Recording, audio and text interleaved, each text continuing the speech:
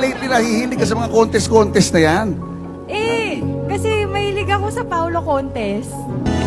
But before that, if you haven't subscribed yet to my YouTube channel, please don't forget to like, share, and subscribe at hihit mo na rin ang notification bell for more showbiz updates. And please don't forget to hit all para ikaw ang unang-una makakapanood sa lahat ng ating mga updates. Bago tayo magpatuloy, nais ko lang pong i-shoutout ang lahat ng mga legit Dower cards natin, Mr. Manuel Ponce, Mr. Angelo Acosta, and Mr. Malyay Mascarinhas. Thank you so much sa inyong panonood. So, ngayon nga, ito na nga, no, isa sa mga trending na pinag-uusapan ngayon sa lahat ng social media platform, ang patungkol nga sa pagiging sweet at clingy ni Ara Agustin, no? Ara San Agustin at nitong si Mr. Paulo Contis dito po sa kanilang programang, noontime program na Take Bulagta, kung saan pinaghihinalaan nga na talagang sobrang sweet, may mga pagkakataon na sila po ay naispatan, no, ng camera, ng live, na talaga naman naglalambingan sa harapan po ng mga audience. So dahil dito ay parang nababahiran tuloy yung iba't ibang mga balita nga o mga spekulasyon ang naglalabasan patungkol sa isyong ito, dahil tila baga nagle-level up yung kanila pong relationship as a workmate, no, dito po sa nasabing show. So marami pang naghihinala at nagsasabing maaaring ginagawa lang daw di umano ito ni Paulo dito po kay Ara para daw po kumuha ng atensyon sa ilang sa mga netizen. To tell you honestly, ngayon ko lang po talaga ito napanood at ngayon ko lang din nakita na may mga ganito pala talagang eksena dito po sa nasabing show na ito. At hanggang ngayon, talagang nagmamanifest pa rin yung pagiging womanizer nitong si Mr. Paulo Contis. At dahil po dyan, binabatikos nga ng ilan sa mga netizen at ilan sa mga nakakakilala kay Paulo Contis ang sweetness na kanilang pinapakita ng live dito po sa Generic Bulaga, no? At inahanapan din natin kung ano nga bang naging reaksyon niyan patungkol dito.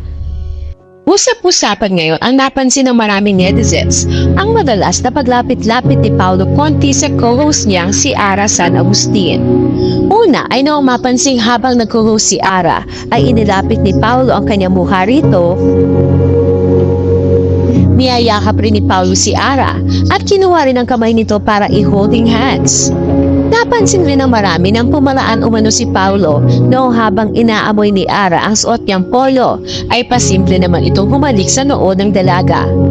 Pansin na pansin ang madalas na pagpapasweet ni Paulo sa mga moments nila ni Ara sa telebisyon.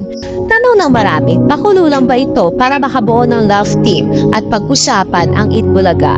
O totoo unti-unti nang nagiging malapit sina Paulo at Ara sa isa't isa? Marami naman ang nagbabala kay Ara na mag-iingat sa tulad ni Paulo Contis na madaling mahulog ang loob sa mga kaibigang babae na napapalapit ang loob sa kanya. Wala pang balitang hiwalay na si Paulo sa girlfriend niya ngayon na si Yen Santos. Kaya ang makitang nakikipagharutan ito, yumayakap at humahalik sa kanyang female co-host ay ipinag-alala ng marami para kay Ara. Tanong ng netizens, for the views lang ba ito o may something talaga na namumuo sa kanilang dalawa? Kahit daw kasi hindi na nakatutok kina Paulo at Ara ang kamera, ay tuloy pa rin ang sweetness nila sa isa't isa. Paano na daw si Yen Santos?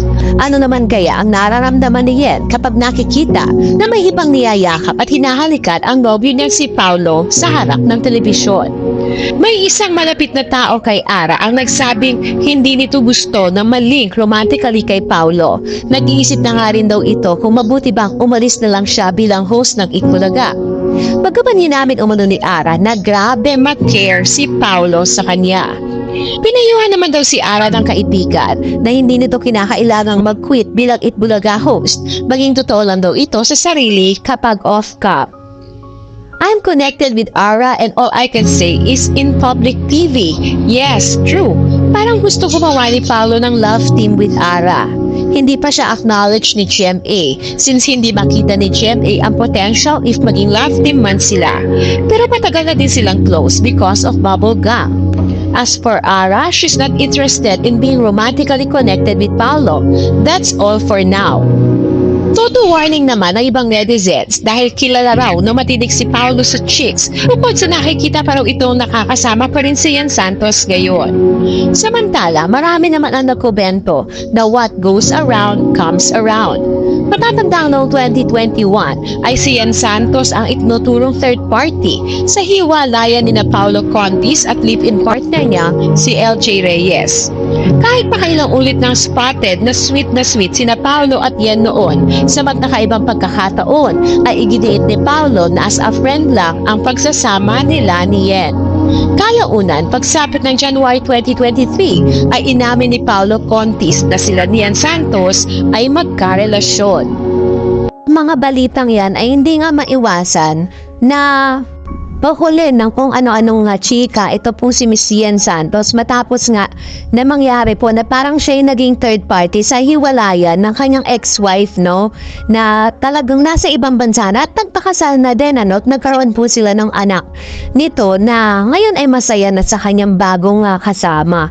At hanggang sa ngayon ay parang sinasabi po ng ilan sa mga netizen na parang napaka-cheap naman na gagamitin po nila yung ganitong senaryo para lang sila ay pag-usapan at may manood na dito po sa tape, dito po sa noontime program na ito. At kung ito man po ay scripted or whatever, hindi po maganda ito para po sa mga nakakanood. At kung ito po ay ginagawa lang nila para po for promotional, para i-promote yung kanilang programa at gusto po nila mag-trending at papag-usapan, well, panalo sila doon.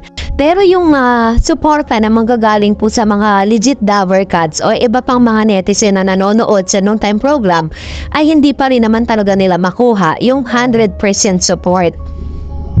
Kaya alam niyo po talagang masasabi natin na kapag po talaga naghahabol ka at talagang kumbaga gusto mong makuha talaga yung atensyon, dalawang klase lang yan. It's either gagawa ka ng isang positibong bagay or by hook or by crook, gagawa ka ng negatibong bagay para po maging maingay ka sa social media. So dahil po dito, usap-usapan na yan. Pero hanggang sa ngayon wala pa naman pong inilalabas na any statement ang tape patungkol sa isyong ito. At ganon din naman wala rin pong inilalabas na any statement coming from Mr. Paulo Contis. Alam niyo naman po si Paulo kapag in-interview siya or tinanong siya, gagawa na naman siya ng mga alibis, ano?